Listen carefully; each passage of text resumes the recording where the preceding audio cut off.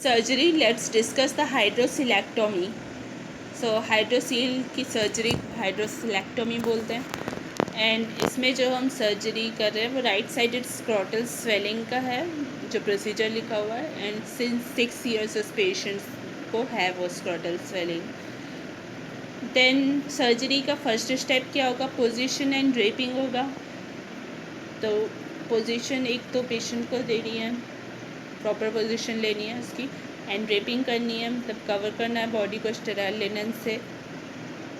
तो स्टेरिलाइज करना है टेस्टिस को, एंड स्किन को स्ट्रेच करना है जिससे कि टेस्टिस स्टेबल हो जाए।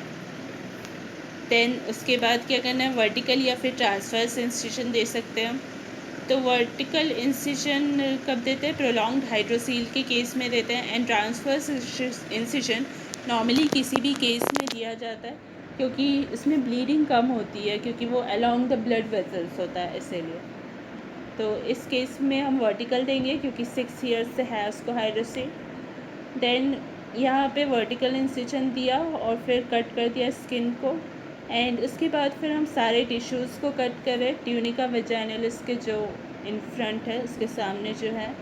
और उसके बाद फिर हम पैराइटल लेयर पे पहुंच जाते हैं। फिर हम सेपरेट करते हैं पैराइटल लेयर को। फिर इन लेयर्स को हम होल्ड करते हैं और डिसाइड करते हैं इस प्लेन में ही।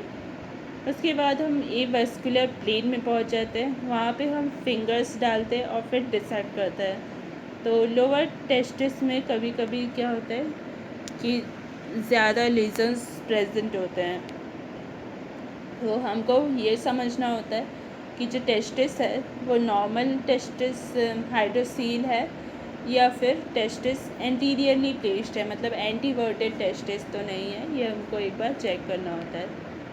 फिर हम एस्पिरेट करते हैं हाइड्रोसील फ्लूइड को, जो कि कैसा फील होता है टेस्टिस उस समय? प्लाएबल फील होता है, सॉफ्ट और थिन सैग फील होता है। फिर हमको ये पता लगाना होता है कि सैग कहाँ पर है। फिर हम वहाँ पे इंसिजन करते हैं पैराइटल लेयर का, और फिर सक्शन को हम रेडी करते हैं। फिर फ्लूइड को हम सक करते हैं और फिर वाइडन करते हैं, होल को थोड़ा वाइड कर देते हैं और इंट्रोड्यूस करते हैं सक्शन कैन्यूला को अंदर साइड में, जिससे कि हम पूरी तरीके से सैग को एम्प्टी कर सकें। फिर हम फिंगर डालते हैं टेस्टिस को पाल्पेट करने के लिए, और इससे हमको ये भी पता चले कि सैग को इंसाइज करते हुए हमें कितना लंबा जाना है, मतलब टेस्टिस को तो हमको डैमेज नहीं करना है, तो कितने अंदर तक हम जा सकते हैं ये पता लगाने के लिए हम पाल्पेट करते हैं टेस्टिस को। फिर हम लोअर पोल तक तो पूरा नहीं जाते, वहाँ तक नहीं जाना होता है। अपर पोल पर हम जाते हैं और फिर रिट्रैक्ट करते हैं डिमेस्ट्रिक फाइबर्स को प्रिवेंट करने के लिए, उसको रिट्रैक्ट करते हैं। फिर डिवाइड करते हैं हम सैक को टॉप ऑफ द हाइड्रोसील तक, हम उसको डिवाइड कर देते हैं पूरा सैक। नहीं तो फिर क्या होता है कि रिकरेंस के चांसेस रहते हैं, इसलिए हम उसको डिवाइड कर देते हैं। फिर सैक का हम इवर्जन करते हैं टेस्टिस के पीछे, और फिर क्या करते हैं साइनस ऑफ एपिडिडाइमिस को आइडेंटिफाई करते हैं, और उसको हमको लैटरल साइड में रखना होता है, इसलिए हम उसको आइडेंटिफाई करते हैं। फिर टेस्टिस को हम लिफ्ट करते हैं, फिर कट एजेस जो रहती हैं उसको सूचर करते हैं कंटिन्यूस सूचर की हेल्प से। फिर सैक को हम सूचर करते हैं टेस्टिस के पीछे ही।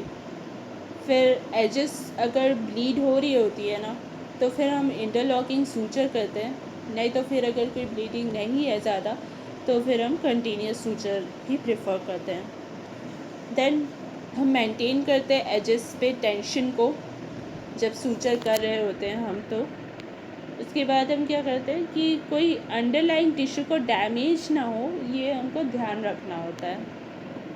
फिर जैसे हम लोअर एंड ऑफ सैक पे आते हैं, सैक के नीचे वाले एंड पे, तो फिर बहुत सारा स्पेस दिखता है। तो ये हमको कंफर्म करना होता है कि स्पेस दिखे, हमको ओवर टाइटन नहीं करना होता है, बहुत ज़्यादा टाइट नहीं करना है, नहीं तो फिर क्या होगा कि टेस्टिकुलर स्वेलिंग आ जाएगी पेशेंट को, साथ में दर्द भी होगा। तो ये करते हैं। फिर सारी एजेस को हम सूचर कर देते हैं या एनास्टोमोसिस कर देते हैं। देन उनको कोई भी ब्लीडर्स नहीं छोड़ना होता है, नहीं तो फिर हिमेटोमा के चांसेस होते हैं, मतलब ब्लड के कलेक्शन हो सकता है वेजल्स के बाहर इसके कारण। तो बेसिकली हमको हीमोस्टेसिस को एंश्योर करना होता है। उसके बाद फिर हम सेप्टल साइट को एग्ज़ामिन करते हैं और कैविटी को भी एग्ज़ामिन करते हैं। फिर कॉर्ड में कोई टेंशन ना हो, इसका हमको ध्यान रखना होता है, अवॉइड करना होता है टेंशन टॉर्सन को कॉर्ड के। देन रीपोजिशन कर देते हैं हम टेस्टिस को इवर्टेड सैक के साथ, और फिर स्क्रोटल वॉल को क्लोज़ कर देते हैं। फिर सब क्यूटेनियस लेयर को हम क्लोज़ करते हैं, उसमें हमको टॉप एंड शुरू करना होता है। और प्रोलॉन्ग्ड हर्निया अगर रहता है ना, मतलब प्रोलॉन्ग्ड अगर केस कोई रहता है तो उसमें थिक एंड वस्कुलर भी हो जाता है सब क्यूटेनियस लेयर, तो ये भी हमको देखना होता है। तो उस केस में वो ज़्यादा ब्लीड करता है, इसलिए हमको वो क्लोज़ नहीं करना होता है। देन यहाँ पे सब क्यूटेनियस लेयर को हम क्लोज़ कर रहे हैं, उसके बाद फिर डार्टस लेयर को भी क्लोज़ करते हैं। इसके लिए हमको कंटिन्यूस या इंटरप्टेड सूचर को यूज़ करना होता है। फिर क्लोज़ करने से पहले ना ये इंश्योर करते हैं हम कि सारे एनास्टोमोसिस जो है वो प्रॉपर हो गए हैं कि नहीं। उसके बाद हम स्क्वीज़ आउट करते हैं ब्लड एंड एयर को, जो भी बचा हुआ है इसमें। तो क्लोज़ करने से पहले हमको ये स्क्वीज़ आउट करना होता है सबक्यूटेनियस प्लेन में।